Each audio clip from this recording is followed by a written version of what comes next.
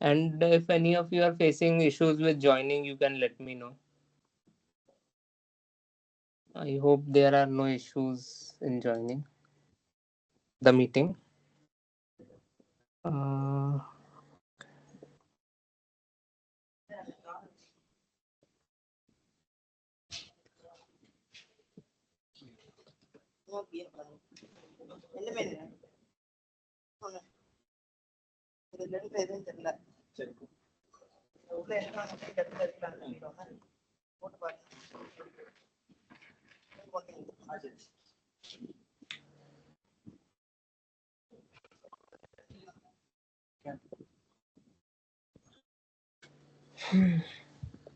I think we can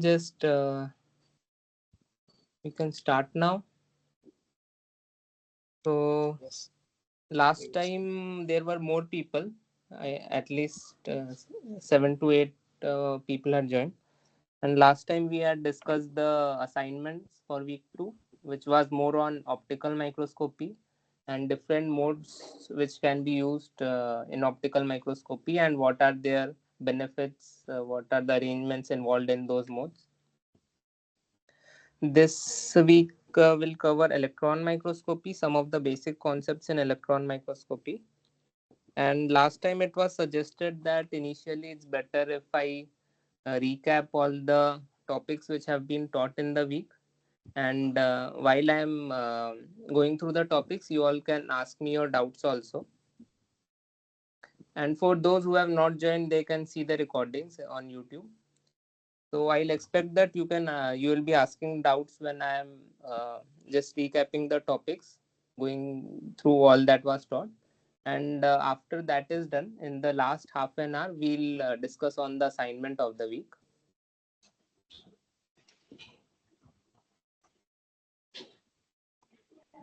Also, for this week too, I have made some questions pertaining to the content taught in this week. So there were 5 lectures for this week, and I have prepared around these must be 20 to 30 questions, which are all from the concepts taught in this week. So once you are done with this problem solving session, you can just try to take a look at all of these questions and see if you are able to answer all of these.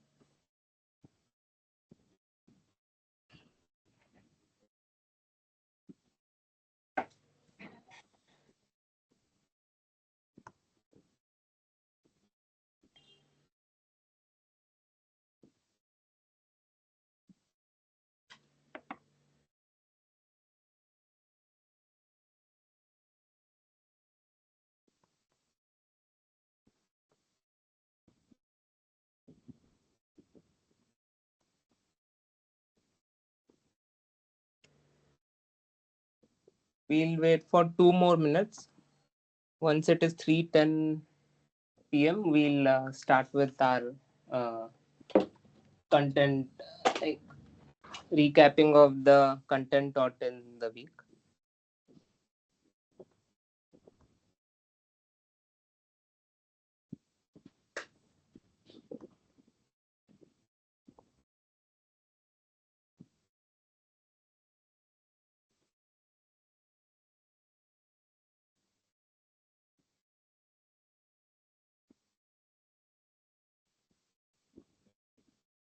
Also, if you have any feedback about the previous 2 recordings that I have done for the problem solving session, you can give me. I'll try to work on those suggestions so that I can improve this session that we have every Saturday. So you can just let me know here.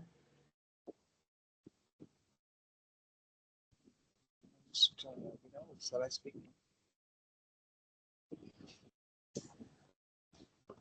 I'm Subramani from PSR Engineering College.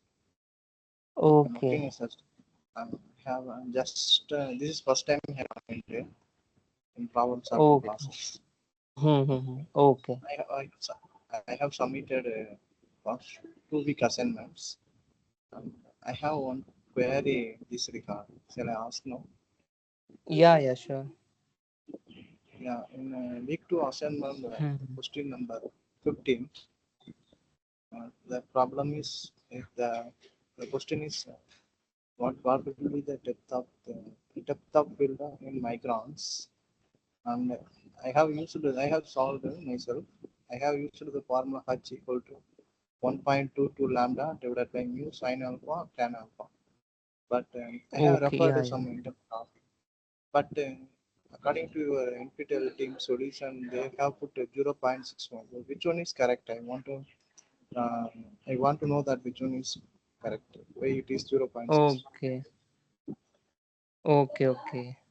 Could you Uh, please elaborate it? I I think we can just go to it and take another look. What I had solved. It is recorded. So we, It is, uh, I think 15th question.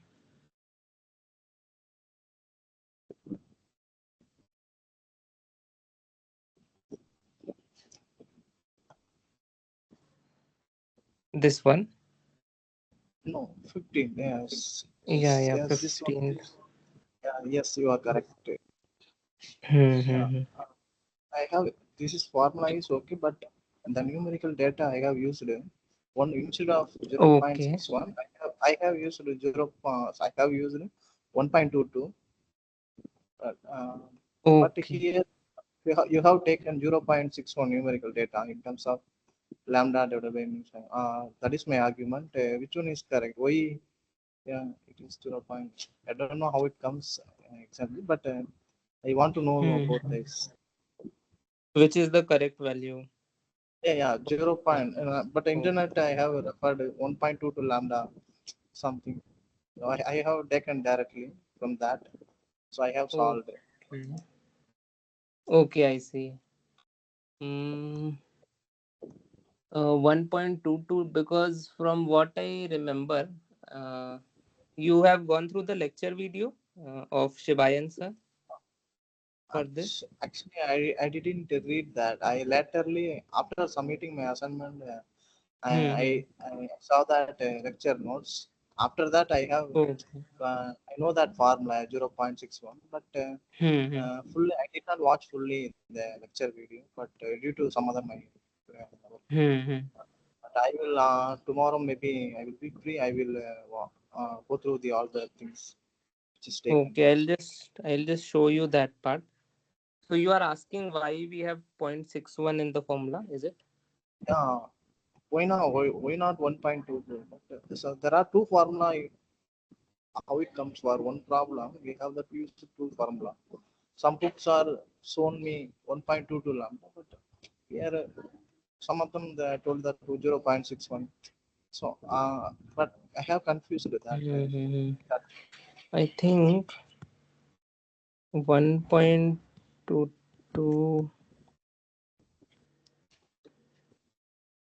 So this is magnification. yes, this is solution. Yeah. Uh, about 1.22, I'm not sure. Mm,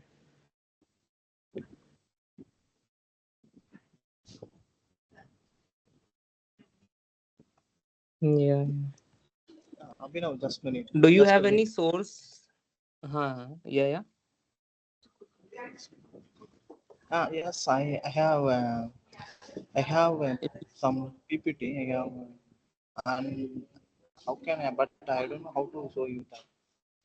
So, Okay. So do so you have, maybe there is some book you can refer to that will yeah, be how can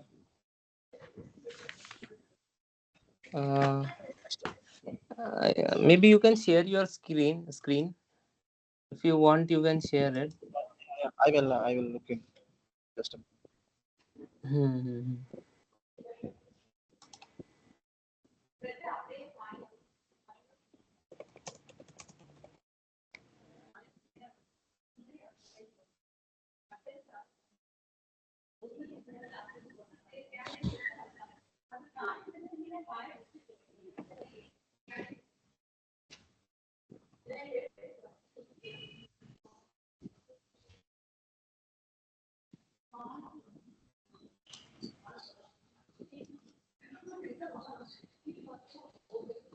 Uh, we know. Yes. Yes, I have the data Uh, the formula in another PDF file, but okay. I do not know how to show you the share the screen. No, Okay. Like, is it from some book that you have taken or some no, source? no, but through internet, I got this some PDF notes only, not Okay. theoretical. Hmm. Otherwise, Okay. I send a mail. If you, So what you can do, Subramaniam? yeah, I'll suggest that you just yeah, do you know the link to the discussion forum for this NPTEL course? link. Yeah, Yeah. no, So we have. in announcement I saw that you have Yeah. in announcement. Hmm. Yeah, so you can go to that discussion forum. It's a Google group, and there you can post maybe some image of your PDF slide where you have that, as well as the question you have, and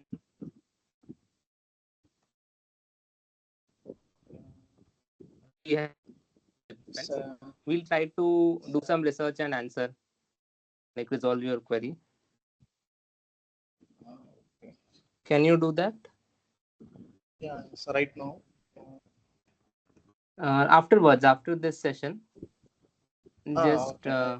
post, just make a post there, How can and we'll try to resolve it. discussion? You know, will you please explain how to do that? Tell me the way to post in discussion forum. In the discussion forum. Yeah, how to do Mm, that? I just want to know that. Please. you In said you announce, got the link to it, right? In the announcement yeah, for in joining. announcement I have a different link. No? Yes. Okay, so you can follow that link, and I can also post it here in the chat, the link to that discussion forum.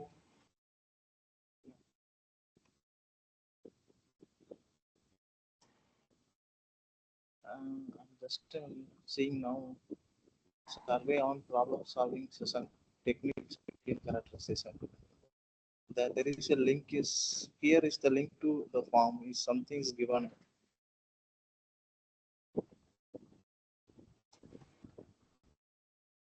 Okay, anyway, I have put it in the chats.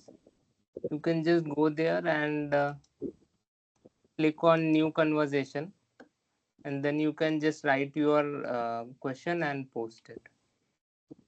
Anyways, I'll Sure. try to look into this, Subramaniam.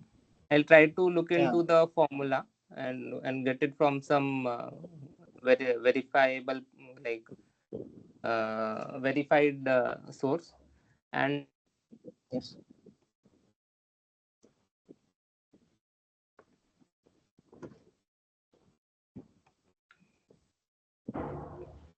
or I'll just let you know in the next session formula for it. That Yeah. Yeah. Sure. I whether it's will. 0.61 or 1.22.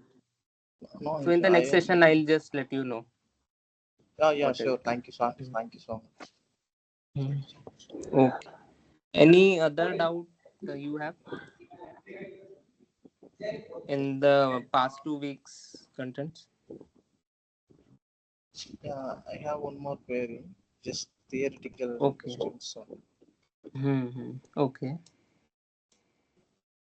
okay, tell me, could you distinguish uh, how the difference of what are the difference between scanning and transmission electron? Uh, how it is Your varied voice is getting cut. in their characters?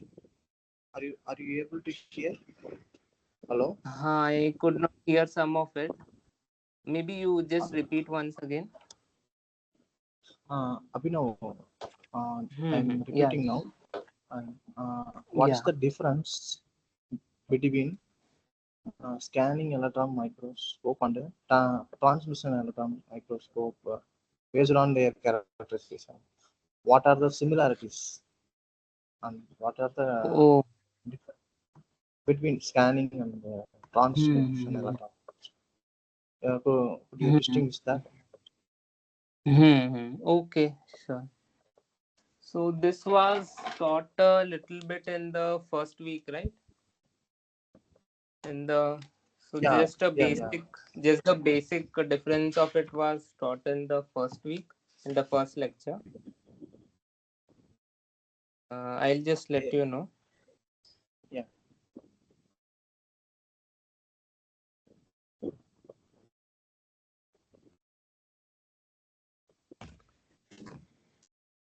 So probably it will be again covered because there will be separate sessions on SEM as well as on TM. Like separate lectures will be there by sir in the coming weeks. But I'll just let you know the basic differences and basic characteristics of both microscopy techniques. So I think it's here somewhere. Hmm. So SEM stands for Scanning Electron Microscopy, Okay. and TEM stands for Transmission Electron Microscopy. And if you just try to understand from a layman's point of view what they both give. So if you see this image, you can see this is for an SEM, Yeah. First one. and yeah, I won't really cover like tell you the details of the operating procedures of both of the operating mechanisms in both of them. But one basic difference is in the images that you get from both. So in case of SEM, you tend to get more of information which is from the surface of the specimen, while in TEM you get more of the structural information of the material. So what is the internal structure in the material and the defects in the material? You get information related to that. So one difference is with related to the information you get. Yes, I understand. All. Mhm. And then there are also differences with regard to the voltages that they use, the specimen preparation for both of them. So these both of these vary. Both require different kinds of specimen in terms of the thickness of the specimen. Also, the so the major difference I think is just in the information that you get from both of them. In case of SEM, there are electrons, or I'll just tell in brief. So you have some secondary electrons which are coming out from the specimen due to interaction. So initially, you have a primary beam of electrons which interacts with the specimen. Then there are secondary electrons which get emitted from the specimen, and based on the energies of these electrons, we are able to get a image of the surface. So along with this, it can also give some other information.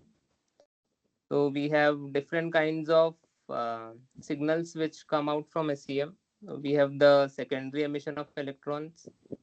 Then there is backscattered electrons, and we have some characteristic X-rays which can be used to get the composition of your specimen.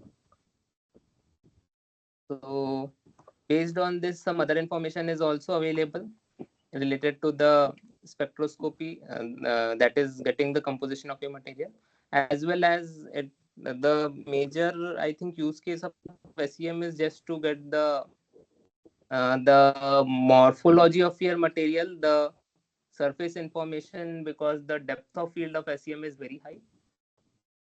TM can also give you such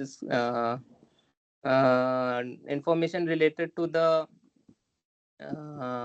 composition in some way, but it is more used to understand the defect structure in the material and get a very so you can say that the length scales which we are concerned with in both the techniques are different. In SEM, we usually are concerned with around you can say in microns, or maybe in 100 nanometers or 10 nanometer, 100 nanometers length scales. While in TEM, we can go up to the atomic length scales, that is in angstroms. So maybe between angstrom and 10 nanometers or 100 nanometers. So the length scale is also different, and the information that you get because of these will also be different. I hope that I answered some of what you wanted to Yeah, know. yes, I have understand clearly. But what I want to know also that the similarities between two this. What The are you said about difference, the, the major yeah, yeah. similarities also. Let me So get the similarities are also in terms of the components which are used in both of these microscopes. There are many similarities. The operating principles are similar. I think this will be covered in more detail in the coming lectures. So we'll have separate lectures for both SEM and TEM. And even in this week, some of SEM and TEM was covered. So there also maybe you will get to know some of the similarities while I am explaining that. okay. It's fine. So I'll Yeah, just start with this week three's lectures. So I'll just go through all the content that has been taught, and there maybe you, if you have further questions related to this, you can just ask me. no questions. Mhm. Also, you can just whenever you feel you want something to be discussed more of, or you have questions, just unmute and let me know. Mhm. Yeah, sure, So sure, the Nathan. yeah, yeah. The first lecture is related to the basic components of electron microscopy. I hope that you would have gone through Sir's video lectures, so that then it will be, this session will be more useful for you all if you already have gone through it once. Mhm. So I won't actually go line by line in all these slides because that will take too long. I'll expect that if you have any questions related to any of the topics covered in these slides, you can just stop me and then I'll cover that.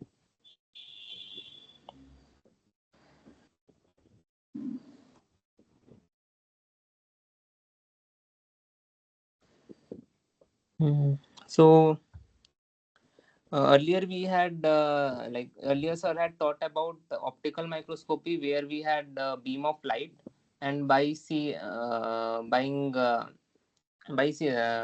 trying to get the interaction that the light had with the material, the signal that you get from reflection or transmission of that light, that is used to form an image in case of optical microscopy, right? But here we'll be more concerned with microscopes. So here, instead of having a beam of light, we'll have a beam of electron waves, and we'll, just in the same way as we did with optical microscopy, we'll be seeing the signal that we get from the electron material interactions. Also, in case of light microscope, the light interacted with the material, but there was no destruction of the material taking place. So there was either reflection or refraction, diffraction or transmission. So these phenomena usually do not have a destructive, do not lead to any destructive phenomena in the material. But in case of electrons, we have very high energy electrons that we are uh, passing on the specimen. So there is some destructive phenomena which also take place.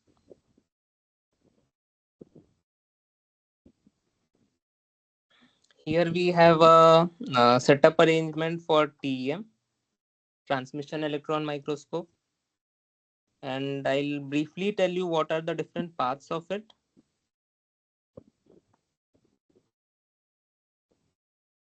So this image that you can see, this is the actual image of a transmission electron microscope. It was made by FEI company. I think it's a Swedish company, and the model name is Titan. So here you can see that at the top you have this thing which is actually the thermoionic. It's not thermoionic gun. It's the gun which will be used for emission of the electrons. It could be. It will depend on what source they are using. So it could be thermoionic or it could be FEG, field emission gun. This is where the electrons get emitted, and so here we have a schematic of the same thing. So once the electrons are emitted, we have two condenser lenses which will be somewhere here, I think.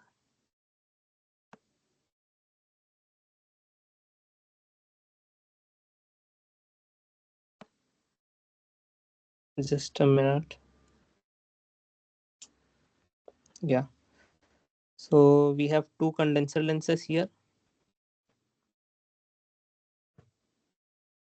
The basic purpose of having condenser lenses is so that the beam which is coming can be condensed or converged. After this, we have a condenser aperture. So aperture is nothing but a small um, hole or small slit that you have, which you can use to control the amount of electron waves which are going in, or the angle at which the electron waves are going. So just below the lens, you will have condenser aperture.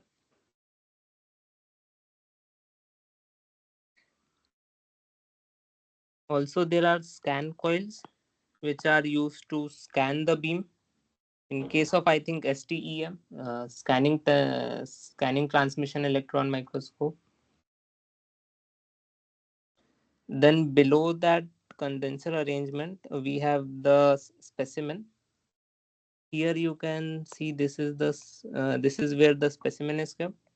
This small black C is the holder inside which the specimen is kept. So the specimen needs to be kept in this holder and then loaded into the machine. Below this specimen, and in case of TM, we have a very thin specimen. The thickness of the specimen at the region where we want to do the imaging, it's around 50 microns. So the specimens need to be very thin in order to allow the electrons to pass through. Otherwise, the electrons won't really pass through, or many other interactions will also occur, due to which we will not be able to get the information which we require. So we have this thin specimen here. Below that, we have the objective lens.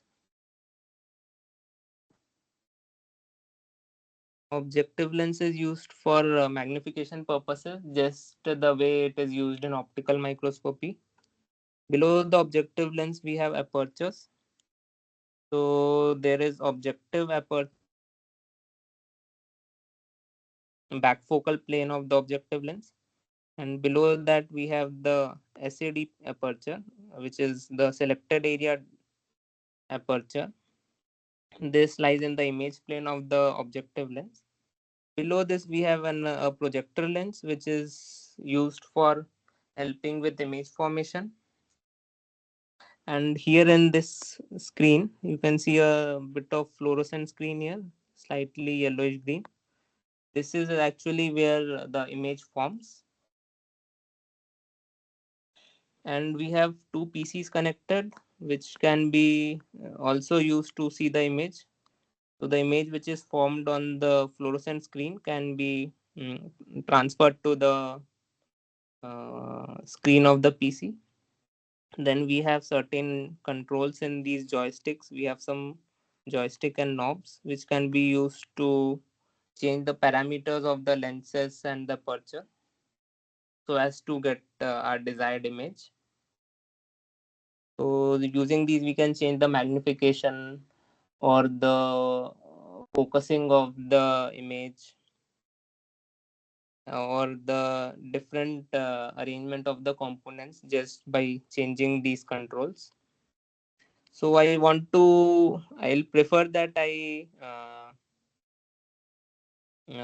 focus more on such things which are not covered in the lecture directly, instead of just going line by line through what sir has taught.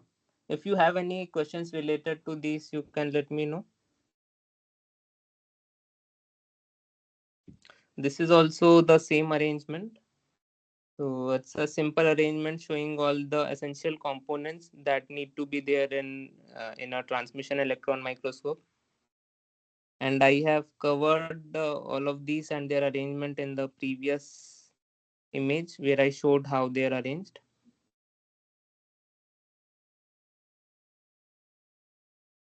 So a TEM is quite sophisticated, and maybe you might not have understood all the purpose of these components, but in the coming lecture will be covered in more detail. Now we go to understanding the electronic structure of atoms. Because we are using electrons in this microscopy technique, so the interactions which are occurring between the electrons and the atoms in the material which we are trying to investigate, we need to have some understanding of it. So in any atom we have a nucleus, we have which has protons and neutrons, and we have electrons around it. And the electrons around it can be are distributed in various different shells having different energy levels. So broadly, we can divide the electrons into inner shell electrons, the valence band electrons, and the conduction band electrons. And even when within the inner shell electrons, we'll have different energy levels. The electrons which are closest to the nucleus are called the K shell electrons. After that, we have L shell, M shell, N shell electrons. Also, these electrons have some energy associated with them, and this is also called binding energy. So, binding energy is basically the amount of energy that you need to supply to the atom so that that particular electron can be removed from the atom. And the energy which is associated with this removal of electron is the binding energy. So, as you can maybe understand, the K shell electrons, which are closest to the nucleus and have the highest binding energies. In this case, it is 20 kilo electron volts. The L shell has comparatively lower binding energy, and as you go away from the nucleus, the binding energy decreases.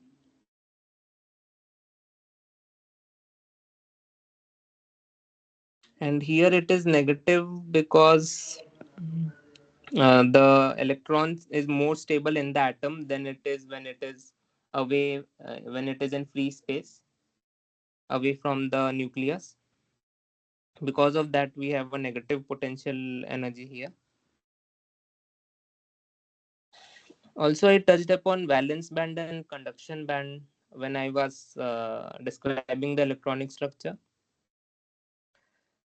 The valence band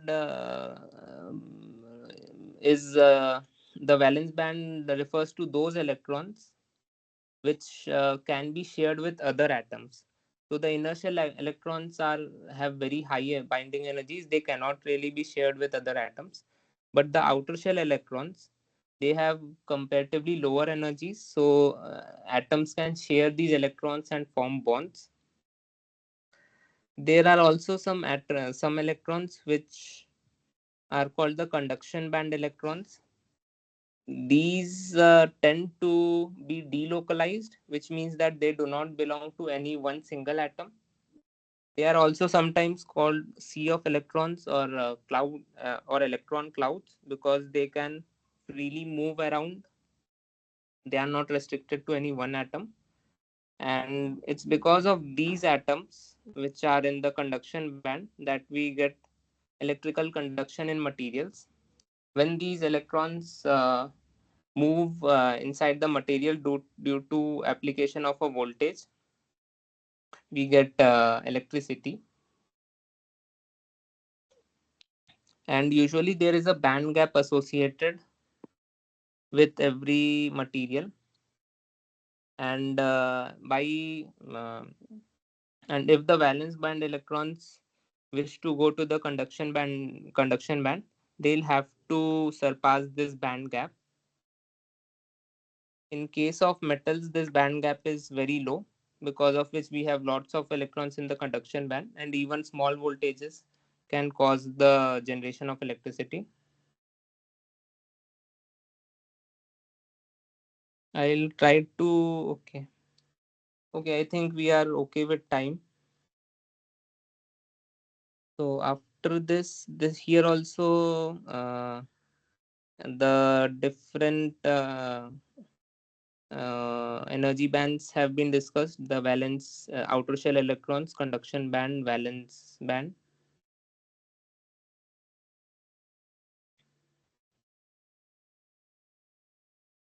Another thing which we need to be aware of when considering electrons is that they have a very low mass, around 10 raised to minus 31 kgs, and their charge is around 10 raised to minus 19 coulombs.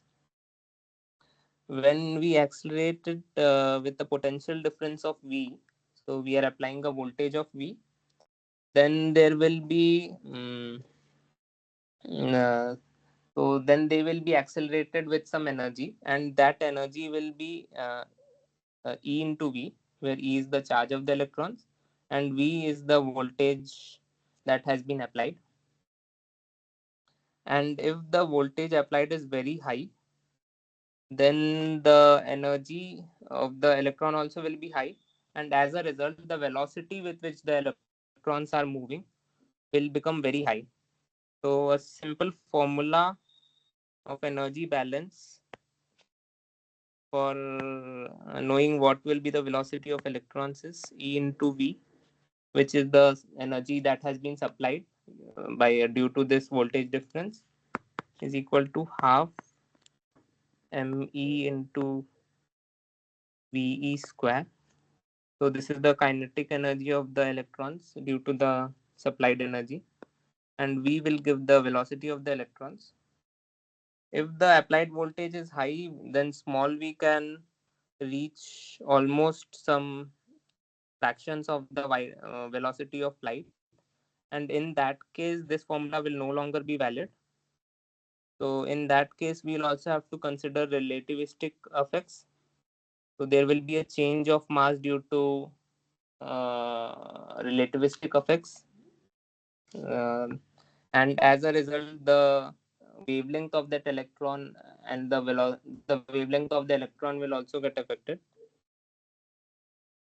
Normally if we want to know the wavelength of electron in this case, we can just write it as being lambda equal to h by mv, and here lambda is the de Broglie wavelength of the electron, which is traveling with a velocity of v, but this is no longer valid when the velocity is too high. So this just needs to be kept in mind when you are working with very high voltages. So this tells you that if the voltage is very high, 100 kilovolts to 300 kilovolts, then there will be a change in wavelength due to relativistic effects, and there will be slight lowering of wavelength. And we have briefly studied why wavelength is important in microscopy, because wavelength has an effect on the resolution you can get. So when diffraction is happening, there will always be some resolution, maximum resolution which you can get due to the effects of diffraction that are taking place. So there is a smearing out of image that happens when diffraction takes place, and there is maximum resolution which will be associated with due to the diffraction phenomena, and that resolution will depend on the wavelength of the light being used. So in case of optical microscopy, we saw it was 0.61 lambda by, I think, mu tan alpha, right? And as we decrease lambda, so this is the distance between 2 points which can be resolved, right? As we decrease lambda, the distance between the closest points which can be clearly resolved, it decreases, so the resolution increases. And one of the motivations for going towards electron microscopy is exactly this, that since you are considering very high kinetic energy electrons, their velocities are very high, and as a result, the wavelengths associated with these electron waves are very low. So they for a 100 kilovolt uh, for a 100 kilovolt that is applied, the wavelength of the electron will be something like 0.0037 nanometers, which is quite low. So if you try to convert it, this is 3 into 10 raised to minus 12 meters, which is, I think, 3 femtometers, right? So this is very low, and as a result of this, we can achieve very high resolutions. In case of SCMs, we work with lower voltages. It's not 100 kilovolts, it's between 5 to 40 volts usually. So there you can achieve about 8 into 10 raised to minus 12 meters, or 6 into 10 raised to minus 12 meters of wavelength. In case you have any doubts, you can let me know. So now that we have understood the electronic structure of the material, as well as why we are working with electrons, we'll move to some of the operation related details, and we'll start Abhinav, with the, yeah. yeah, Abhinav, I have one Yes, questions. Subramanian. Yeah. You said that about a relativistic effect observed when voltage is Hmm. increased. So you Yeah. gave the relations between voltage and kinetic energy of electrons. So as you Yeah. said, when we increase the voltage and also kinetic energy of electron also increases. Yes. But at what speed? So when we increase the voltage and also correspondingly kinetic energy increases. At parallelly, the speed also electron also increases. So at what Hmm. speed when electron time? At what speed of the electron? At time it will we will observe relativistic effect. At what speed in terms of velocity of light? Could you tell me that? Okay. Okay. I Okay. understand. Yes. Yes. I get your I, question. yeah. Okay. Yeah. Yeah. I got your question. So you are asking at Otherwise, I what? will. Hmm. At what speed of time? This is this V is electron. Speed of the electron. This is voltage. But I'm telling that at what speed Mm-hmm. speed of electron. Uh, in terms of C, we observe the relativistic effect. Could you tell me Mm-hmm. more? Okay, yeah. I got your question. So actually there is a formula which tells you what lambda will be as a function of your velocity and the velocity of light, velocity of electron and the velocity of light. So velocity of light can be written as c. I'll just have to see what that function is. And usually if you want to know a rule of thumb, so as the velocity of electron becomes closer and closer to that of light, the relativistic effect becomes more and more. And usually we say that once it is a significant fraction of the velocity of light, maybe about 10% of it, these relativistic effects become significant. So this exact formula, maybe I can just Google it up and let you know so that you can think about it. Abhinav, but you're telling about the relations, but I'm asking how to calculate speed of electron when it is observed relative. Is there any formula? How to calculate speed? At what speed it will show the relative sticker. Okay.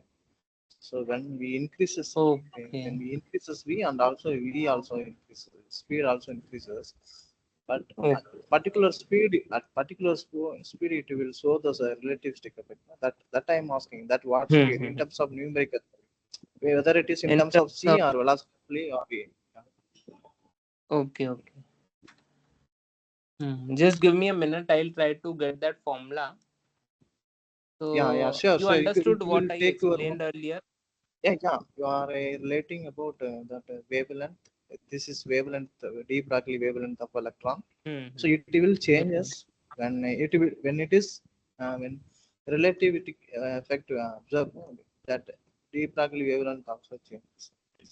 Yes. Yes. But, but my question is when it is reaches relativity, at what speed it show that relativity is effect. How did we how we calculate that? That's why I'm asking. Yeah, yeah, I got You your can question. take you can So take your own time. You can tell yeah, also yeah. next is. Okay. Okay, I'll let you know later in the next class. So what exactly happens? I don't have too much of knowledge on relativity, but what happens is that when any object is moving close to the speed of light or at some fraction of the speed of light, like 20% or 30%, then the mass of the object no longer remains the same. It starts to change. And because of that, the wavelength that is associated with that object, that also starts to change. And usually it's not that there is a particular value above which you will have relativistic effects. It's just that the relativistic effect will become significant only after you achieve some value of velocity. So I can maybe share with you this formula at the beginning of next session. I'll try to address your question that time. It is fine.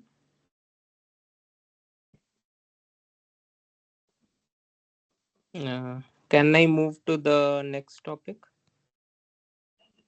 Yeah, sure. Okay, I'll let you know in the next session. Yeah, sure. We have Yes. about 40 minutes left, so I'll try to be a bit faster with this. We have covered one lecture out of five. Yeah. Okay. So I was saying that now we'll try to cover more related to the operation of these microscopes. The one of the important components of these microscopes is the source from which the electrons are emitted. And depending on the quality of the emission of electrons, the information that you get related to interaction of the electron with the material, that will also change. So it's important that you have a good quality of electron emission from the source. The most basic way of, or the oldest way of getting electron emission is by heating up any metal. In this case, tungsten was used. So when you heat tungsten to about 2700 Kelvin, then it starts to emit both lights as well as electrons. And this emission is called thermoionic emission. So this is the, I think this is a more, is there? Yeah. So this is a small circuit diagram for how the arrangement is for thermoionic emission. You have a small circuit. Here you have the filament. The very high current is passed through the filament so that the filament gets heated up. And once it gets heated up, it gives off both electrons as well as light. And this happens because there is some work function associated with every material, and once the energy supplied is more than the work function, electrons can come out from their outer shells, and as a result you will get emission of electrons.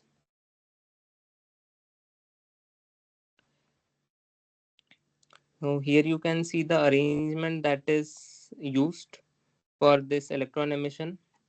We had the circuit here. The filament was heated up. Then in order to accelerate the electrons which get emitted out, we have this anode here which is positively charged. So the negative electrons are accelerated by giving this bias voltage using this anode plate. Then we also have a Van cap which is used to control the uh, diameter of the area at the end of the filament. So this basically is used to control the beam of electrons. What is the area through which the beam of electrons is coming out?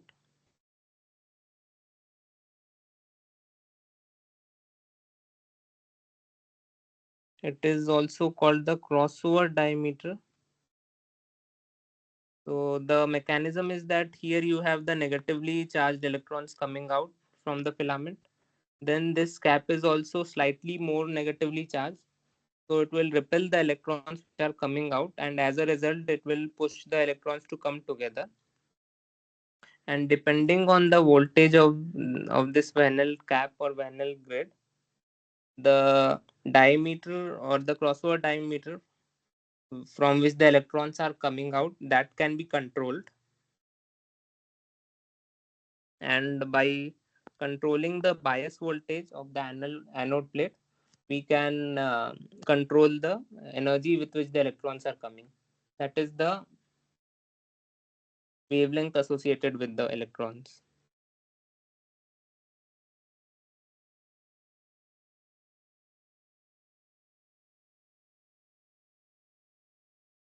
And also, mm,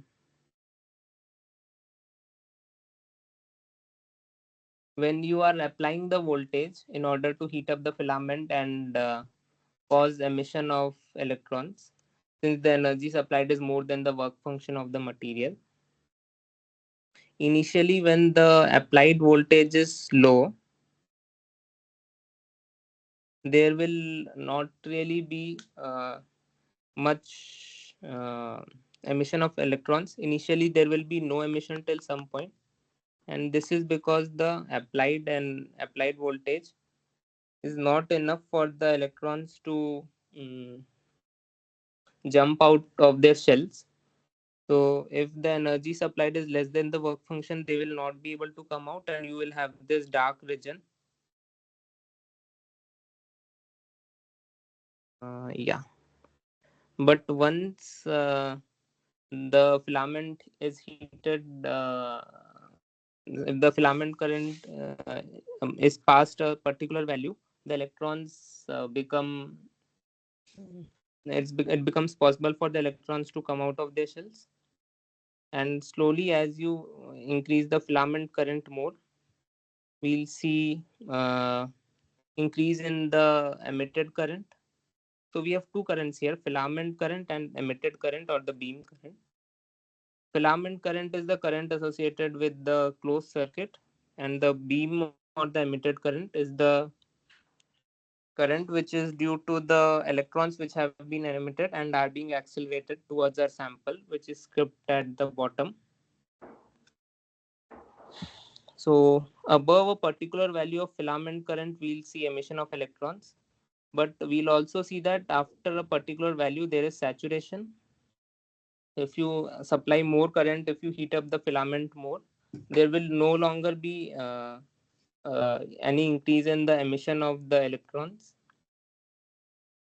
So when you are operating a microscope, you want to be around this region so that you are able to get a good amount of emission, as well as you are not damaging the filament too much by overheating it too much.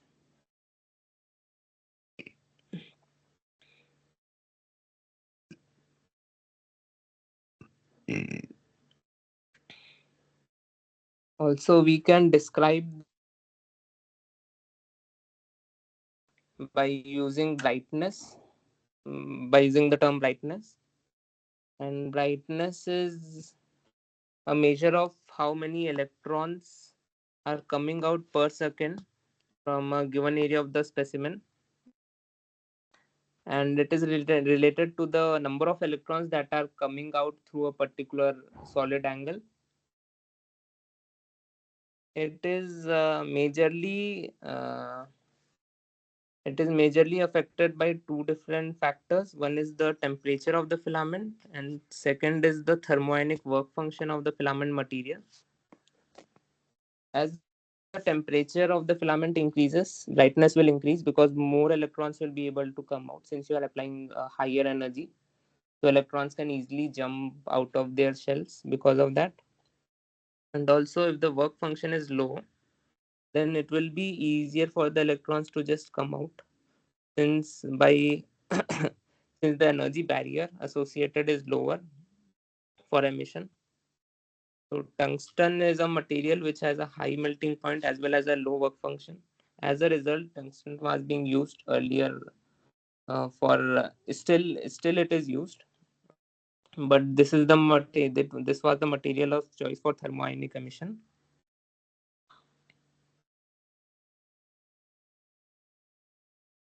These are some pictures of thermionic guns. You have a V-shaped filament from which the electrons get emitted. Also, another kind of gun material is Lab 6 lanthanum hexaboride.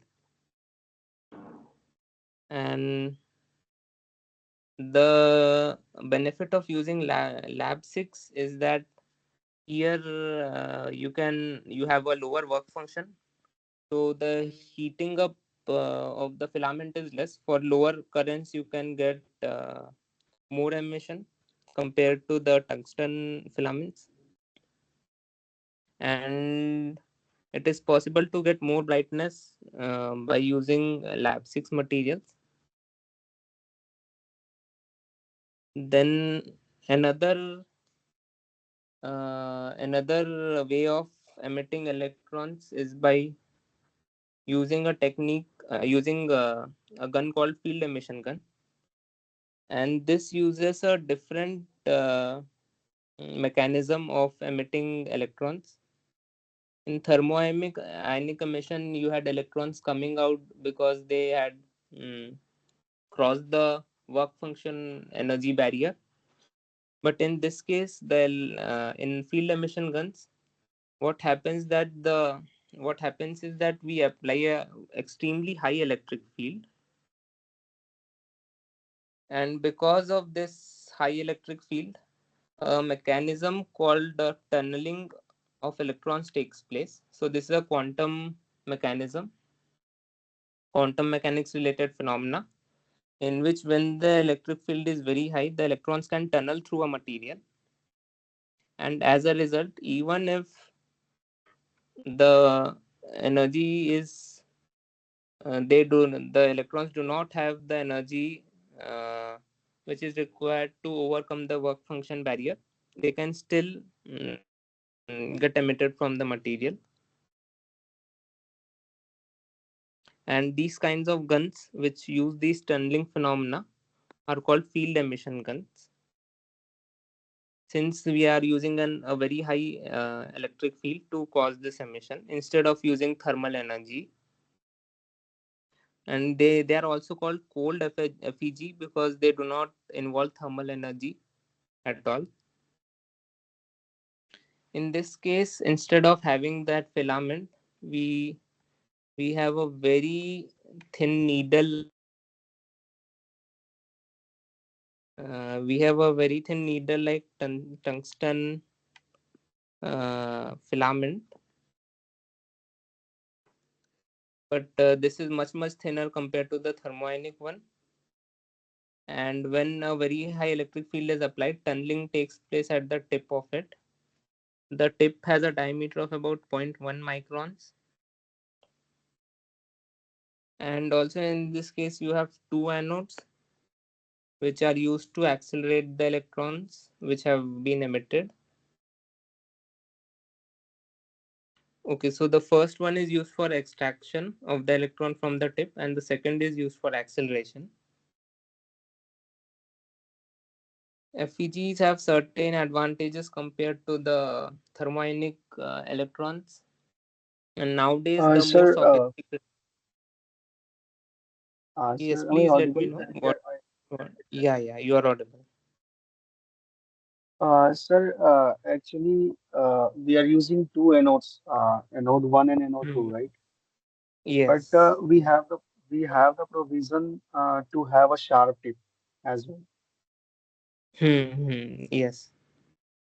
So, what are the benefits of this first node if we have this O- provision to have high brightness using sharp tip, Okay. or Why we how we are have the creating first? the tunneling, how we are Okay. creating the tunnel effect? Okay, I Means see. how this first node is having effect of tunneling. I understood your question. So what happens is that in case of thermionic, you have understood, right? In thermionic Yes, emission, sir. we have kind of a closed circuit which is used to basically heat up the filament by applying a very high current. Then the electrons which get emitted are being accelerated using a different set of bias voltage, right? So here, so by applying a high voltage bias, we are accelerating electrons. But in case of tunneling, we do not require to provide the thermal energy. What happens is that here we just have a very sharp tip of which is made of tungsten, and for creating this tunneling effect at the tip of it, it is required that the tip experiences a very high electric field, and for it to experience that, we need to apply a very high voltage by using this anode, extraction anode. And because of the voltage difference between the tip and this anode plate, there will be some tunneling which phenomena which will take place at the tip of the tungsten, and because of this, electrons will come out. And once they have been emitted, by using the same principle of acceleration of electrons, we'll have a similar anode plate here also, acceleration anode, and this will be used for acceleration of the emitted electrons. You understand? So this Sir, first anode sir, is. sir, Mhm. Yeah, continue. sir, what I understood is we will have the first node just to create a potential difference to have a tunneling, right? Yes, yeah. Mhm. Okay. So And the we have two second steps. anode Yeah. is for acceleration. Acceleration means to create a potential difference such that the electron can accelerate and heat up. Yes. Yes. Yes. Okay. Mhm. So the sharp tip, we have the sharp tip as well in case of uh, thermoionic gun as well. We have a hair type sharp tip of tungsten. So there we are only restricting by using walnut cap. But here uh, we don't have such type of cap to have the beam to travel uh, in a monochromatic direction.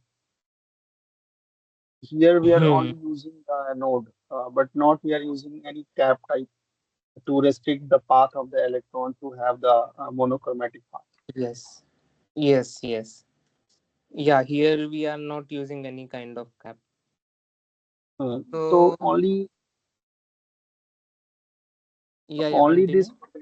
only this potential difference is sufficient to have the means the tunneling is like whatever the wellnet cap is doing in case of thermoionic gun to have the restricted path of the electron. The same is we are doing by using this first anode to have the potential difference between the tip and the anode to have the restricted path of the Mhm. Yes. electron. Right? Yes. Yes. Okay. I think Yes. tunneling is more better So. than this, no? Mhm. Hmm, hmm, hmm.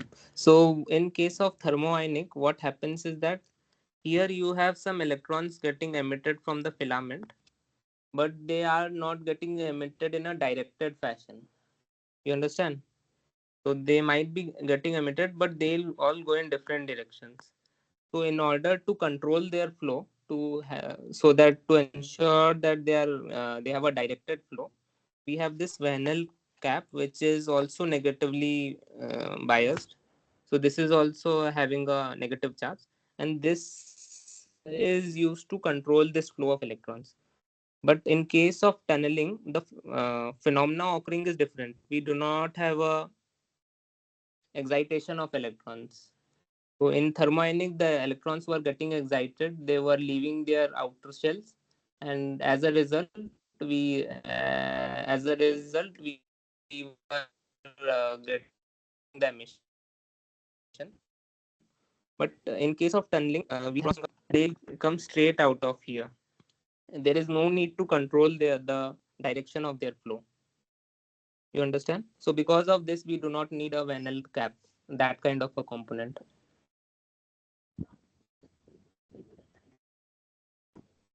Mm-hmm. Okay, sir. You Okay. know, hello. You understand? Yeah. Yes, sir. I understood. Yeah.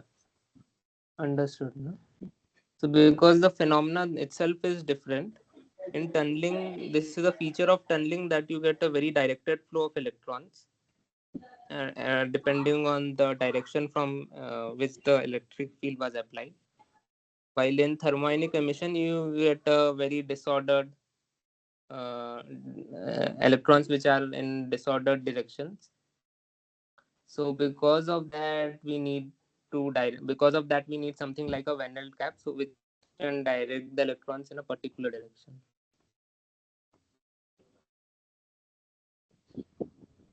Okay, sir. Okay, so we'll proceed. So I Abhinav, yeah. was talking about any other questions? Yeah, Abhinav, sorry, Abhinav, I just leave now. yeah, yeah. I go to home. I will join with our next classes. Thank you. Your lecturer Okay, was okay, very useful for me. okay, sure. You can see the Sure, thank recordings you. if you need. Fine. Yeah. Okay. Oh, sure. Thank you. Bye. Hmm. Okay. So let's continue with the advantages of FEG. One advantage, as I said, was in case of thermionic emission, you have electrons which have a range of wavelengths. So you do not have a monochromatic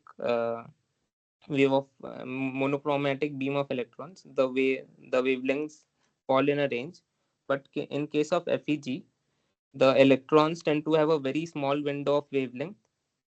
The wavelength is almost same for all of them, and as a result, the because of this very monochromatic beam, the imaging that you get and the interactions that take place, the quality of those images, the quality of the imaging improves.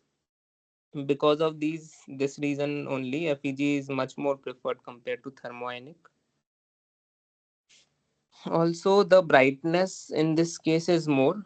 The amount of emission is higher in case of FEGs compared to thermoionic.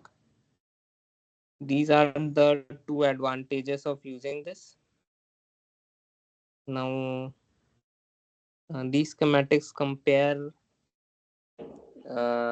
the three different emission methods.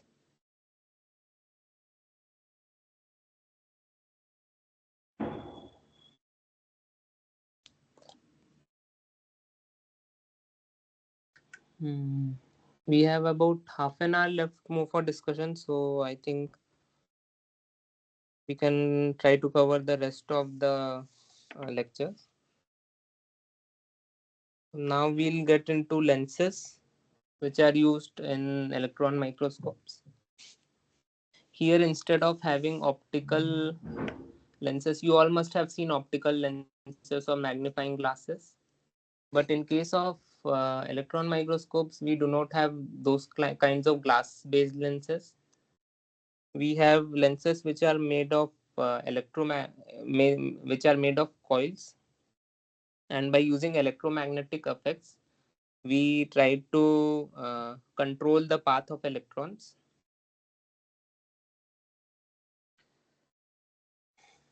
So you all might have studied in physics previously that if there is a magnetic field which is applied on electrons, on moving electrons, the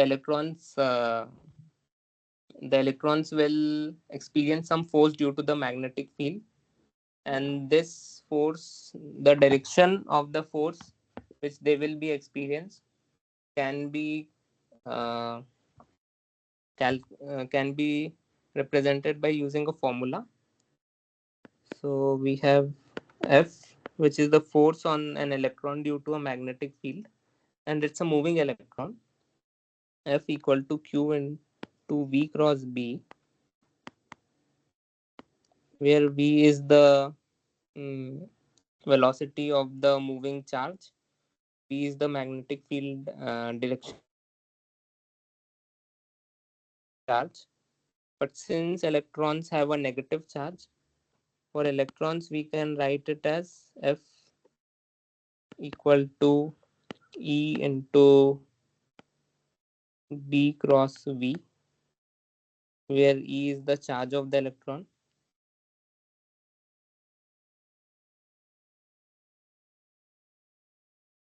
Now let's see how these electromagnetic lenses influence the path of the electrons which have been emitted from the gun. So we have this kind of arrangement of the coil. So we have a copper coil here. Electricity is passed through these coils. Because of this, a magnetic field gets generated, and the magnetic field is such that there is a axial component to it. So the axial component is parallel to the path of the electrons, and there is a radial component which is perpendicular. I should not see the path of the electrons, but the axial component is parallel to the longitudinal axis, and the radial component is perpendicular to it. And the axial component tends to be stronger than the radial one. Now, due to these two components, when an electron is traveling through the coil, it will experience some forces, and you can calculate the direction of those forces by using this formula that I told, E into B cross V, So there is the right hand rule which you can use to calculate the direction of force. I will not exactly explain how to do it, but there's a simple right hand rule that if you coil your fingers, so for example, here I can just show you for one example. Yeah, for example, if you have the electrons moving downwards and you have a radial component which is perpendicular to that, then if you coil your fingers from you have B cross B, right, in the formula. So if you coil your fingers from the velocity direction of the electrons to the electron path to that of the magnetic field, the radial part of magnetic field, then the direction at which your thumb will point will be the direction of the force which the electrons will experience.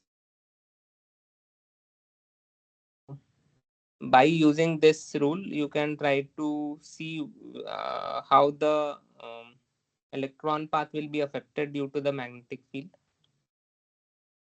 And what happens is that due to these two components, axial and radial, the electron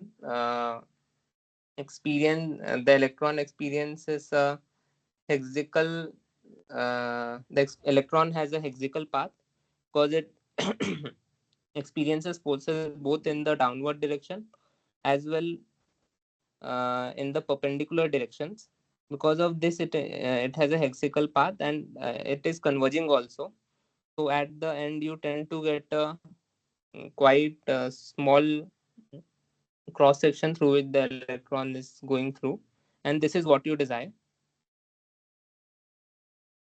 We want to be able to get a very uh, fine beam of electrons, and by having this kind of an arrangement where the electron path is converging, we can achieve that. This is a picture of the coil, and there is a small gap in between through which the electron beam passes.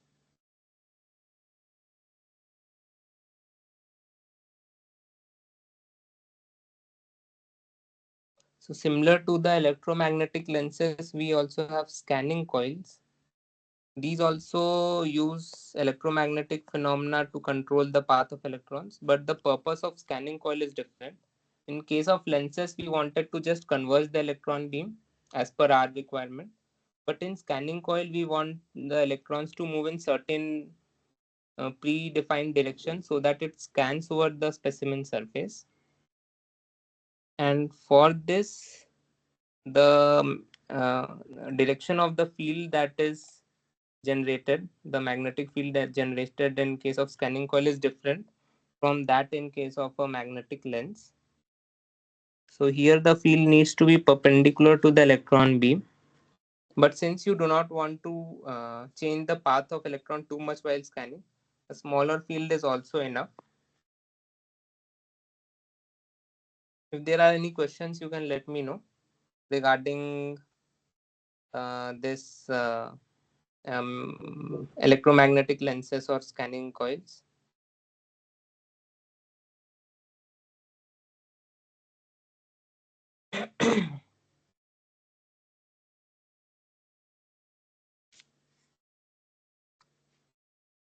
So to understand why they move in a hexagonal path, you can try to use this formula. But even if you're not able to, it is fine. This is just to let you know that this is how the electromagnetic lenses work. Even if you don't understand the physics of it you should still be able to understand the rest of the contents of the coming week's lectures, because we are more focused on the images that we get than on the exact principles. But it's always good to know we are getting the why we are getting the kind of imaging which why we are getting the imaging for this particular microscope. Now let's look at what are the aberrations in case of electron microscopes. So In case of optical microscopes, we had discussed spherical aberration and chromatic aberration. I won't repeat what they are, but in case of electron microscopes too, these two aberrations take place. So chromatic aberration will take place because there are different wavelengths. There is a range of wavelengths of electrons which are being used in this case. So the beam does not have a single wavelength of electrons. There is a range. And spherical aberration will also take place because the electrons which are farther away from the axis, the longitudinal axis, will be deviated compare a bit more compared to those which are closer, just like the way it happened for optical microscopes. But since we are using electrons here, the resolution we get is much higher compared to optical microscopes. In optical microscopes, we generally used to get about maximum 1 microns, a resolution of 1 micron. So if there is a detail which is finer than 1 micron, we'll have difficulty in being able to resolve that. But in case of transmission electron microscope, we can go till about 1 angstrom. So we can see atomic uh, level length scales. We can see atomic features and the arrangement of atoms too in a TEM. And if we want even higher resolution, that is, we want to resolve below angstrom level, then there are some more advanced TEMs which can do that.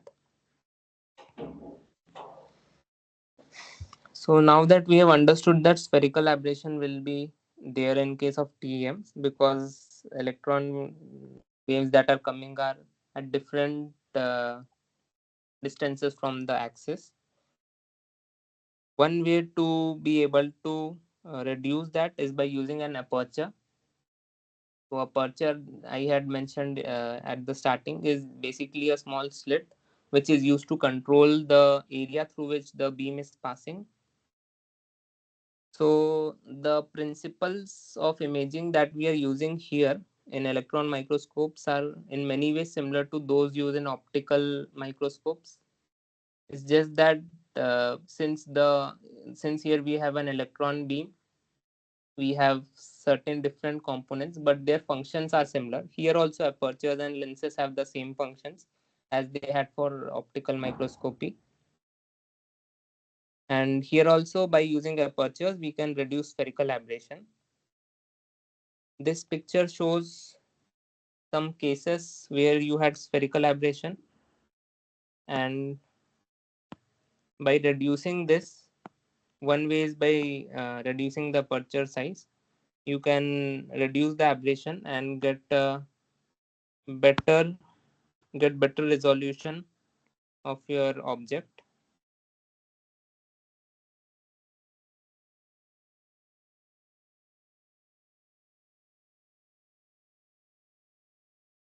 So if beta is the angle at which the electron beam is if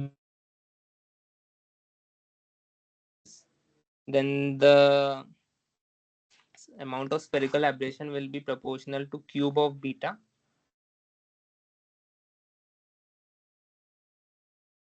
And as I said, by reducing beta we can reduce the aberration, but we also know that reducing of the aperture or reducing this beta angle will lead to a reduction in resolution due to diffraction related constraints. Due to diffraction effects also, there is maximum resolution that you can have for any imaging for imaging. So if you consider diffraction related constraints, then resolution is proportional to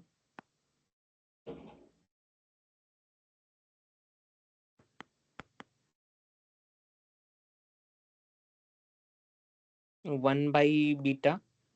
But in case of aberrations, the aberration will be proportional to beta cube. So there will be some optimal value of beta at which you will get the best imaging, the highest resolution. And that beta can be calculated by this formula.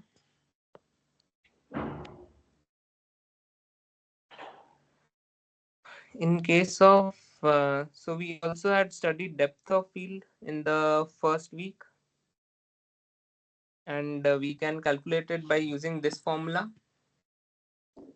In case of electron microscopes, we especially TEM, the value of beta for the electron waves is very small.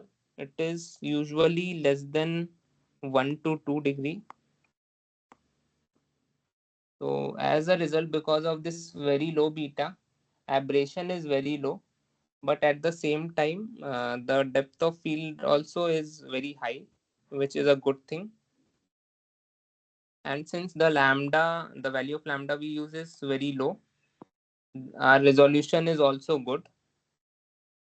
The diffraction related effects are less. The constraint due to diffraction effects is less, and we have a very high resolution too. So in a TM you can get good resolution as well as a good depth of field.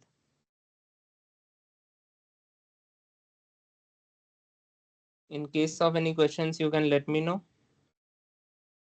Now we'll move to electron material interactions. I'll quickly go through this part. I won't. If you don't have any questions, I won't spend too much time. So we have waves of electrons, and these waves can be coherent or incoherent. In case they are in the same phase,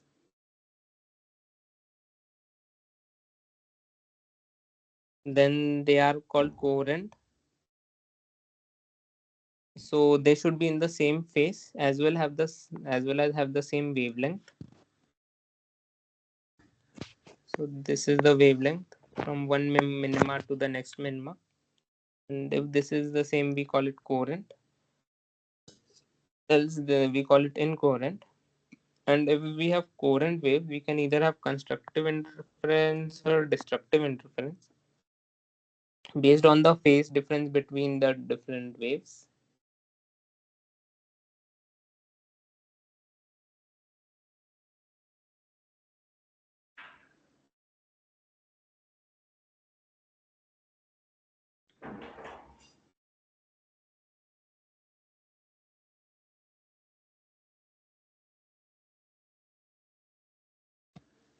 Now we'll come to electron material interactions.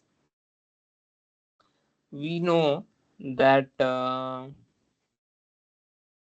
when we have a beam of electrons which has been accelerated to very high velocities, it has very high energies, and it interacts with the materials. There will be multiple kinds of interactions that will take place, and as a result we'll be able to get different kinds of signals which can be used to which can then be interpreted to get many different kinds of information about the material.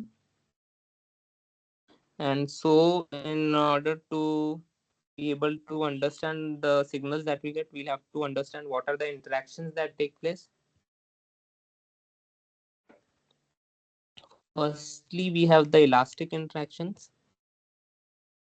So here we have a beam of electrons which have a very high energy, which are falling on a specimen which is made of atoms, and these atoms have a very small nucleus which has a positive charge, and some electrons electronic some electrons in shells which have a negative charge. When the incoming electron beam interacts with the nucleus, positive nucleus, then there is some Coulombic interaction which takes place because of these two opposite charges of the nucleus and of the incoming electron. And because of this Coulombic interaction, the incoming electron can get scattered, and this kind of scattering is called elastic scattering. because there is no loss of energy in this scattering. And due to this scattering, we can get different a range of angles at which the electrons may scatter.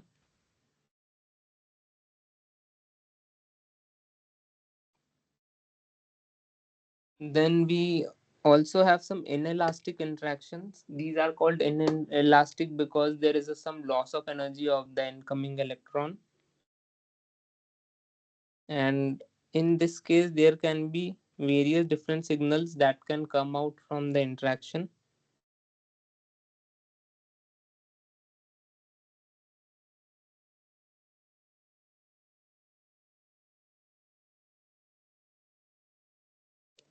So I'll just mention what are these signals. When the electron inelastically interacts with the material, we can have mm, secondary electrons which have a low energy less than 50 electron volts. I think it's also there in one of the other slides.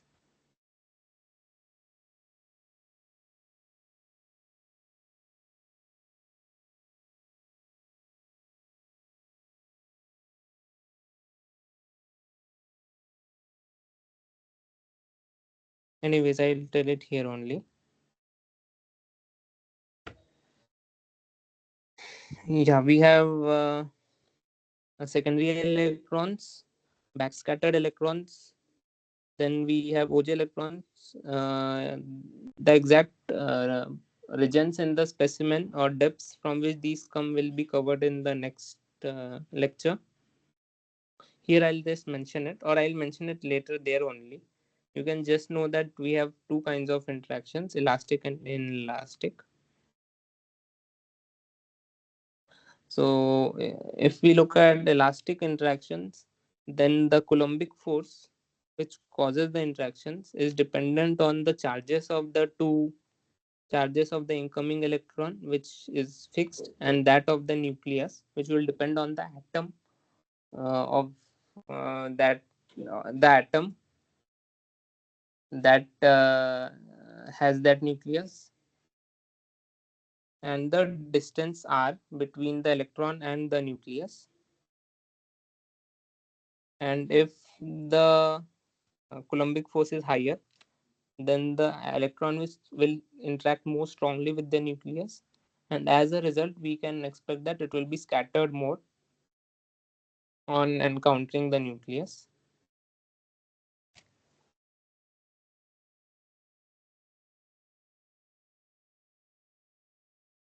So either the scattering can be at a small angle or at a very high angle, and if the angle of scattering is very high, more than 180 degrees, more than 90 degrees, we call it backscattered electron because it was going back towards the direction from which the incoming electron was coming.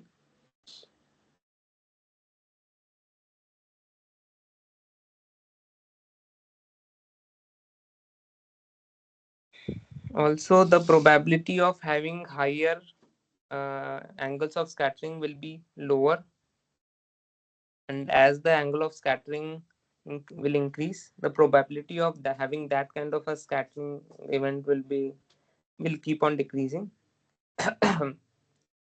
It will be much more likely to have very small scattering angles.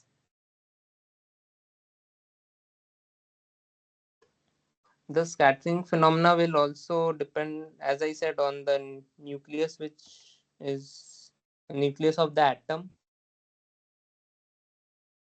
the incoming electron is interacting with. So it will increase as the atomic number of the atoms increases. The scattering will be more. But if the energy of the incoming electrons is more, then it will interact less with the nucleus because it's coming with a very high velocity, and as a result the scattering will be lower.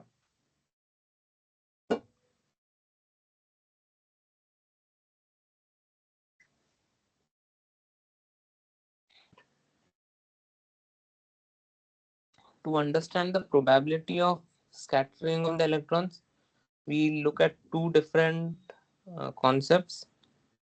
One is interaction cross section, and one is mean free path of the electrons. So it's about 440. I'll try to wrap up this in 10 minutes, though this is a very important lecture on interaction cross section. But I'll try to wrap it up in 10 to 15 minutes. Then in the last 5 to 10 minutes, we'll just look at the questions in the assignment.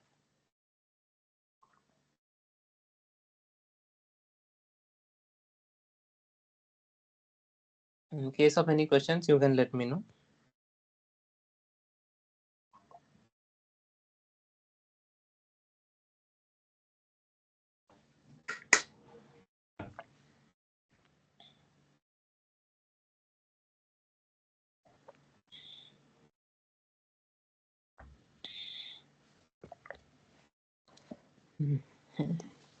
So when an electron is the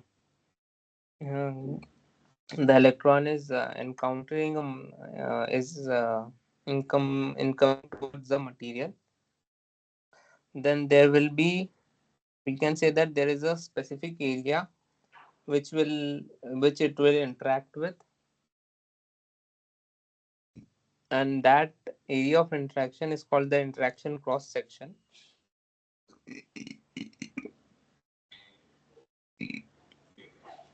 And the probability of the electron getting scattered will depend on this interaction cross section area.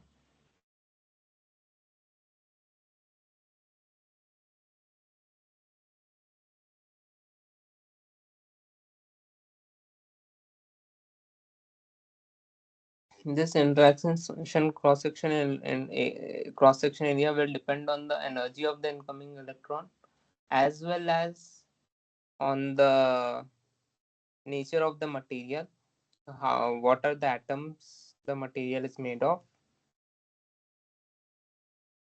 So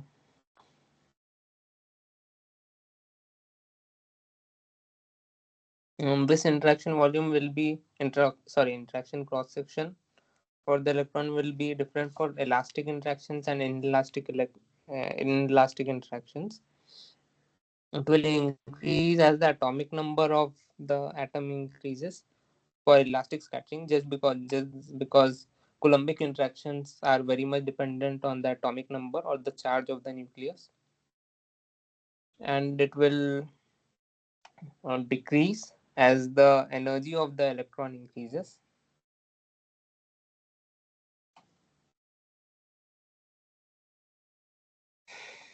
We can also say that the interaction cross section will depend on the density of the material, since number of atoms present is also going to influence the interaction cross section. It will also depend on the density of the material, as well as the atomic mass of the atom, as well as the thickness. As the thickness increases, the chances of scattering keeps increasing, since the incoming electron will encounter more amount of atoms of the material. So there will be a higher chance of scattering, and as a result, the total scattering interaction cross section will be higher. Then, just like we have this concept of interaction cross section, to understand the extent of scattering that will occur for an incoming electron, we also have the concept of mean free path, which tells you what is the expected path the electron will go through between two scattering events. And this is proportional, inversely proportional to the scattering cross section.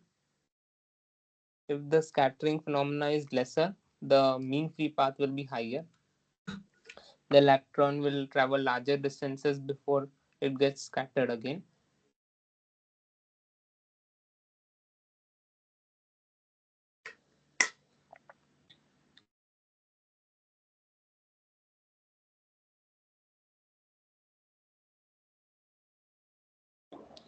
And these scattering events can be simulated or predicted by using Poisson's equation, which basically gives you a distribution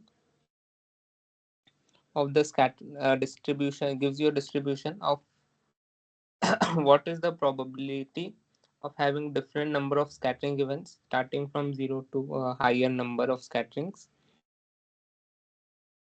but a much more practical way of simulating the scattering phenomena or the extent of scattering using a Monte Carlo method, which basically considers a large number of scenarios and sees how the trajectory of the electron will be for all of these scenarios. And by putting all of these together, it gives you this kind of a map of what all could be the different trajectories of electrons if you consider lots of electrons falling on the material.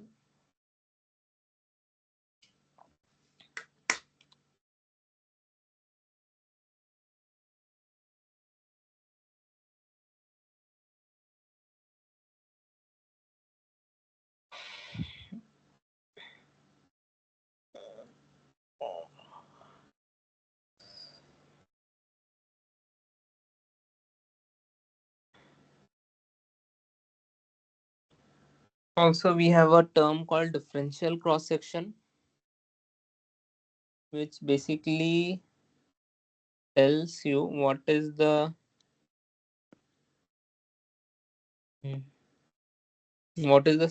amount of scattering which will occur at different scattering angles. It describes the angular distribution of the electrons scattered by an atom.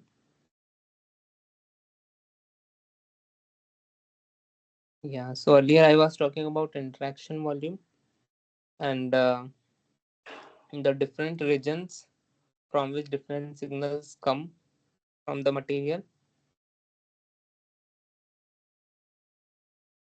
So I had told that we can have different kinds of inelastic interactions, and I'll just mention all of these signals and where they come from. So the signal from the closest to the surface is the OG electrons, which can give you surface atomic compositions. Then we have secondary electrons, which give more of topographical information. So what is the morphology of the surface? These come from around 100 nanometers into the surface.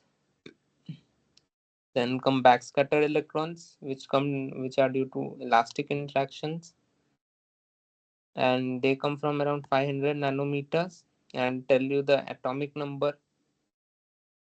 of the atoms present. Then come the characteristic X-rays from around 1 to 3 micron. These can give information related to the composition of the specimen. After this come cathodoluminescence and continuous X-rays.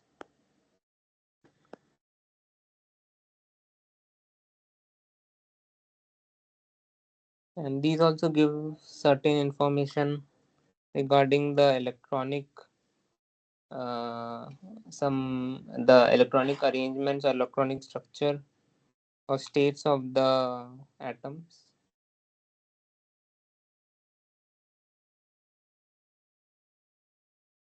This region with which the electron interacts is called the interaction volume.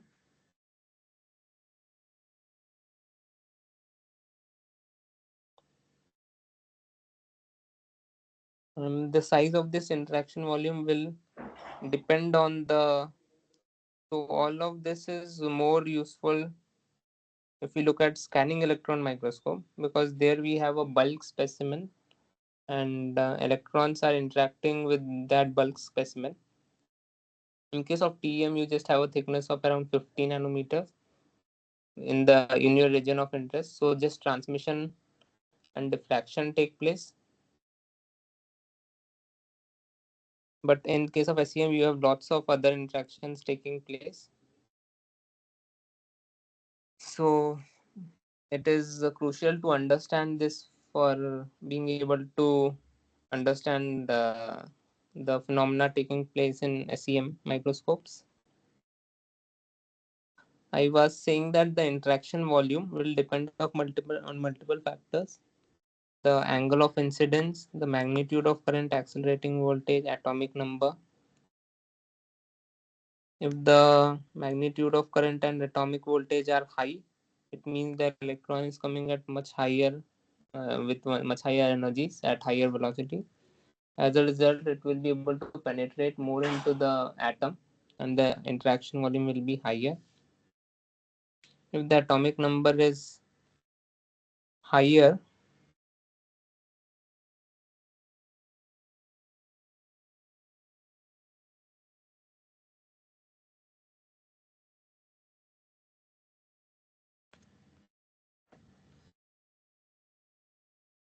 if the atomic number is higher,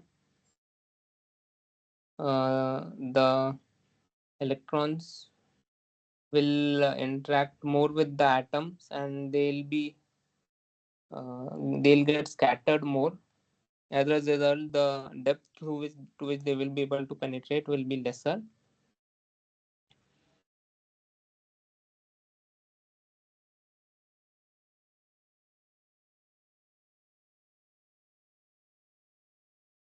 Also, we can quantify the interaction volume based on this formula, and from this we can understand why this formula is so, because we know that the interaction volume will be proportional to the accelerating voltage and it will be inversely proportional to the density, since having higher atomic number atoms will lead to lower interaction volume because they'll scatter more.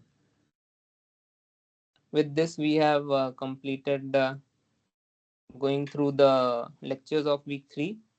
Now I'll quickly look at the assignment. I think the participants have left, but I'll still just go through the assignment question and discuss the answers.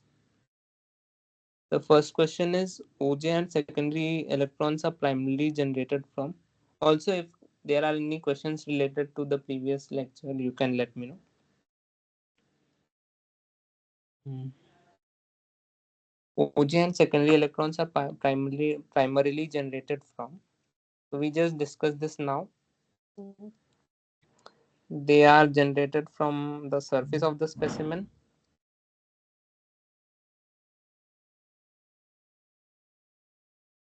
Determine the wavelength of an electron microscope operating at 200 kilovolts.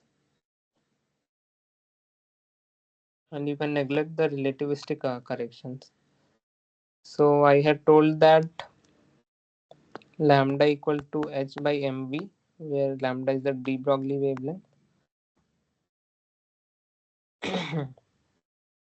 And we know that the kinetic energy of the electron will be equal to the energy supplied due to the voltage difference. So half mv square equal to E into V. And if you combine both of these, you get that lambda equal to h by root 2 into m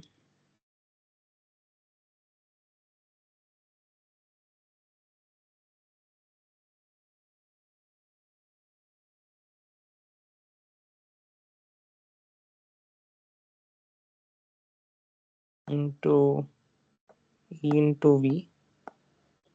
And just by plugging in these numbers, you should be able to get an answer.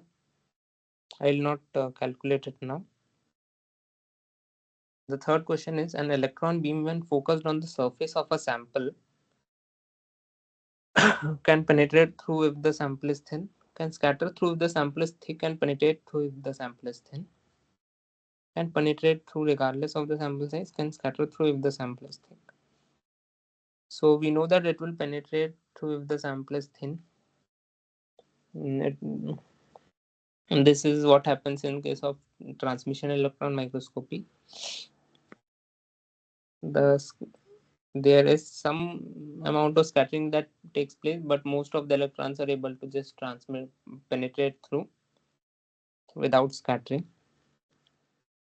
Then B is also correct. There will be scattering if the sample is thick. C is not right. D is also correct, but the most general option is B, so the answer is B. Fourth question is Monte Carlo simulations primarily describe for electron interacting with a specimen. A. Scattering angle. B. Elemental trace present in the specimen. C. Electron trajectories.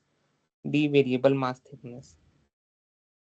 We have seen that Monte Carlo simulation can be used to know the extent of scattering and the trajectories of the electron when it passes through the material. We also had the Poisson distribution to describe the frequency of the scattering events or the distribution of scattering event, the distribution of the probability of scattering events. But the answer here will be electron trajectories. It does not consider the scattering angle. It does not look into the mass thickness. Then fifth is SEM works on a scanning method, transmission method, diffraction method, or absorption method. The answer is scanning method. In SEM, we have electrons which are scanned on the surface. So this was not covered till now, but it will be covered in the coming lecture, that we have electron beam which is scanned on the material, and based on the information that you get from the scanned regions, you are able to reconstruct an image and get information about the material.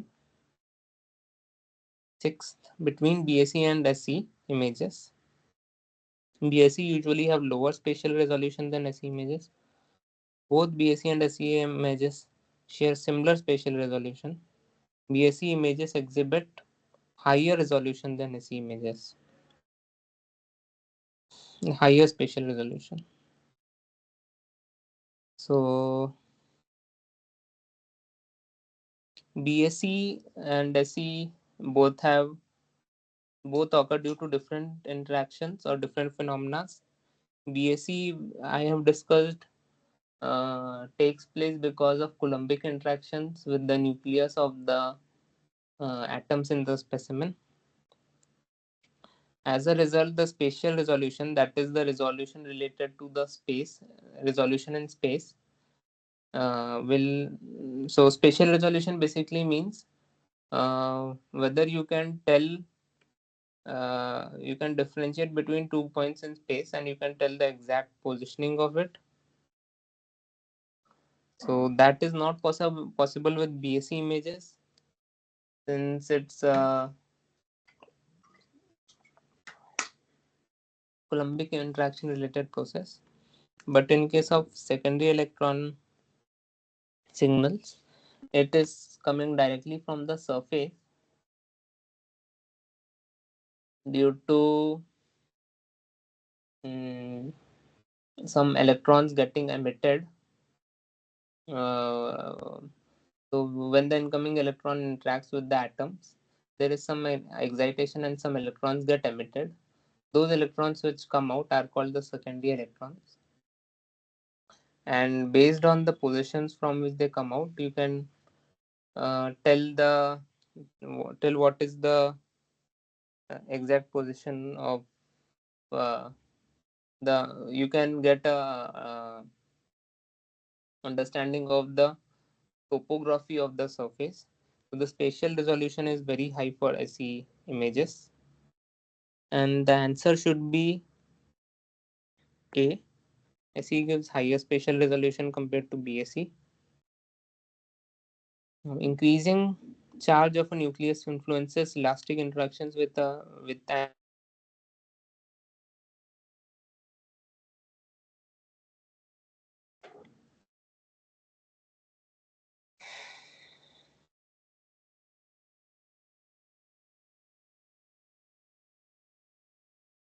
increasing the charge of a nucleus influences elastic interactions with an incoming electron by decreasing the scattering angle, increasing the scattering angle, decreasing the intensity of scattered beam. There is no correlation between the charge of nucleus.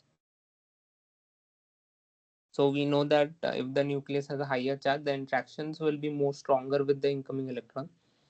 So since the electrons, the interaction is stronger, we can expect that scattering will be more, and hence the electron will be able to scatter through much larger angles in case of elastic interaction. So the answer will be B, increase in scattering angle. Now, which parameter or combination of parameters best indicates the probability of electron scattering? So we have already discussed this to be able to understand the um, probability of scattering and the distribution of the frequency of scattering events. The best way is by using interaction cross section and the mean free path of the electrons. Answer is C. Ninth, choose the correct statement.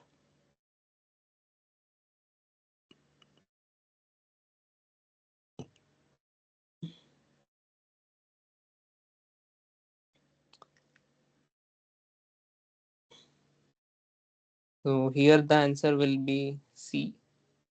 The electrons which are from the surface with less than 50 electron volts are considered as secondary electrons. DAC electrons tend to have very high kinetic energies since there is no loss of energy. So their kinetic energies will be approximately 5 to 40 kilo electron volts. And that is the energy with which the incoming electron comes in SEM. And 10th, what function do the outermost shells or valence shell electrons serve in electron microscopy?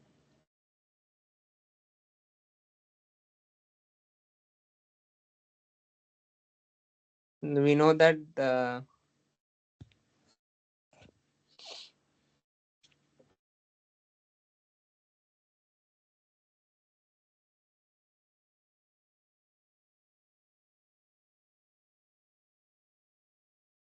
well, if you consider for the gun material, they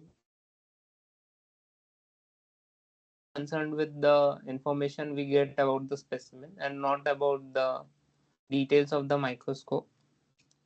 The correct answer should be C, since based on the transitions that might be taking in the outermost shell or valence shell of electrons, when the so we have an electron beam coming and we have our specimen, and when the electron beam interacts with the specimen, there might be some electrons in our specimen atoms which are in the outermost or valence shells which will get excited due to the interaction with the incoming electron. They will take up some energy and get excited, and as a result some phenomena will take place which will be able to generate signals which we can later analyze to interpret our specimen. And as a result, I think C should be the correct answer.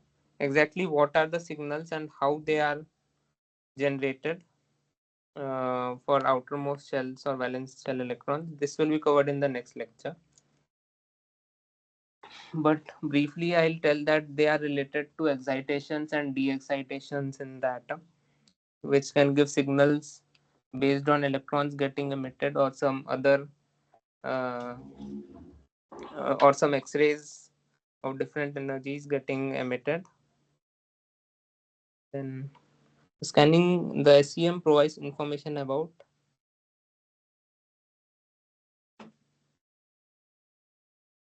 The answer is D, all of these. It tells about surface topography, but it also tells about the chemical composition of the specimen by, as I said, by the characteristic X-rays and some other X-rays also. And it also tells about the defects in the specimen by using BAC, which can tell what is the different atomic number in different regions of the specimen.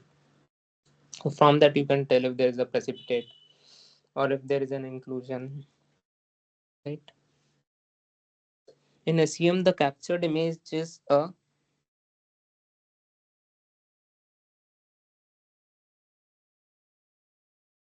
the answer is reconstituted grayscale image. So this also has not been covered totally in the previous lectures. But what happens is that in SEM you have electron beam which is being scanned on the specimen surface, and the information that you get from different regions while scanning, that information is interpreted by the, that information is firstly those signals are taken by the detector, they get interpreted, and that is used to reconstitute an image for all those regions where scanning was done. And that image is generally a grayscale image, and it's not a color image. There is, because there is nothing related to color taking place, we only electrons are there which are interacting. So the answer is A. How does a heavily charged nucleus influence the angular distribution of scattered electrons in elastic interactions with an atom?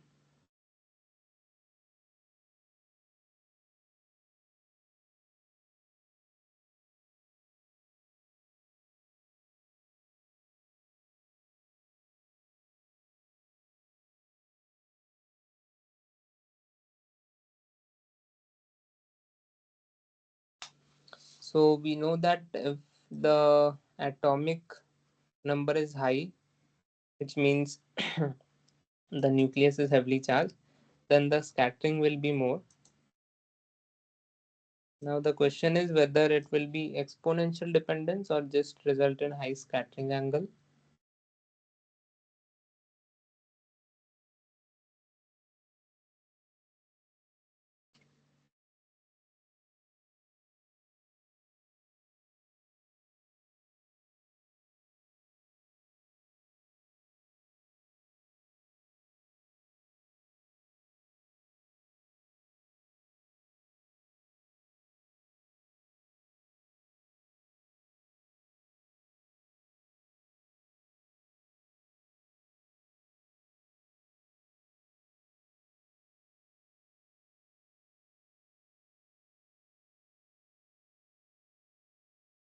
But since we have the interaction volume,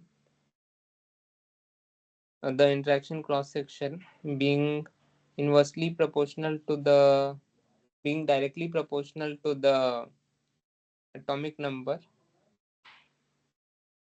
I think it might be answer D, but it can also be A. I'll have to check this question. What is the exact relationship?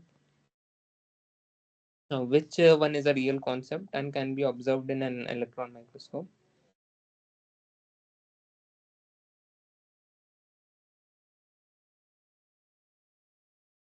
Scattering angle, interaction cross section, interaction volume, mean free path. So these are all different concepts we have developed to be able to quantify or visualize the scattering phenomena taking place and the frequency of scattering taking place. Or so all of these have been made to be able to understand all these phenomena. But scattering all angle is a real concept because an electron scatters by a certain angle. So our answer is A.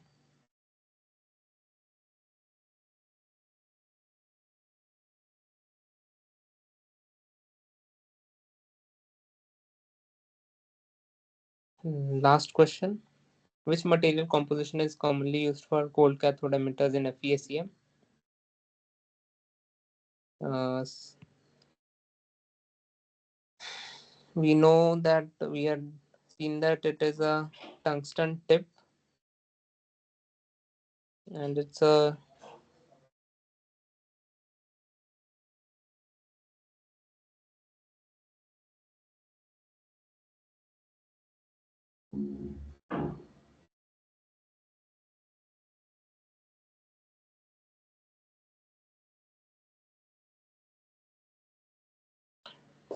so we had seen that we have a very sharp tungsten tip which is used in effigies so that tunneling phenomena can take place. But I'll have to check if it has ZrO2 coating on it. I'm not sure.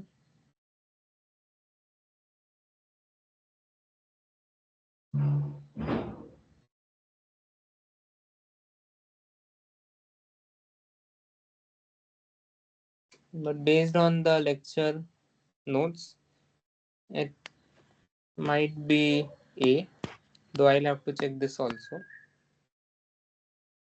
With this, our 15 questions of the assignment are over. If there are any further questions, let me know.